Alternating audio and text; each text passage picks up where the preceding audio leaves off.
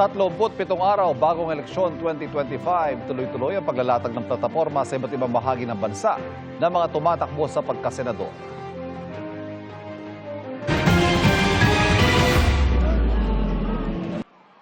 Si Tito Soto, paglaban sa fake news ang ikinakampanya.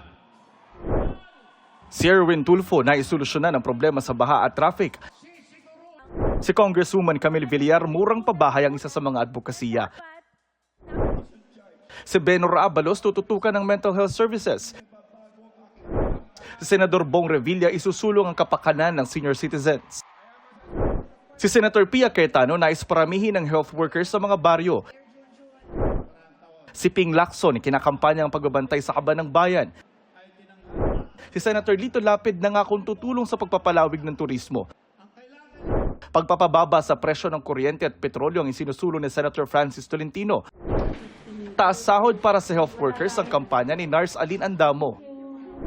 Pagpapalawak sa libreng kolehiyo ang ikinakampanya ni Bam Aquino. Serbisyo sa medikal at edukasyon ang isinusulong ni Mayor Abby Binay. Tututukan ni Representative Bonifacio Bosita ang agrikultura. Pagpupondo sa state universities at colleges ang sinusulong ni Representative Arlene Brosas. Paglaban sa political dynasties ang isa sa sinusulong ni Teddy Casino. Nakisa sa Lang-Ay Festival si Representative Franz Castro. Kasama na roon si Modi Floranda at si Amira Lidasa na kinamusta ang sitwasyon ng mga katutubo. Mas malinis na kapaligiran ang kampanya ni David D'Angelo. Nakipag-usap sa mga estudyante sa Baybay Leyte sina Calio de Guzman at Luke Espiritu. Presyo sa bilihin ng kabilang sa mga tinalakay ni Mimi Doringo sa Baguio.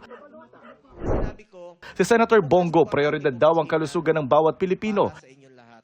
Sahod at benepisyo ng barangay officials ang tinalakay ni Congressman Rodante Marcoleta. Sapat na tulong sa solo parents ang giniit ni Senator Amy Marcos. Paglaban sa katiwalian ng isa sa mga advokasya ni Heidi Mendoza. Patuloy naming sinusundan ang kampanya ng mga tumatakbong senador sa eleksyon 2025. Para sa GMA Integrated News, Jonathan Andal, nakatutok, 24 oras.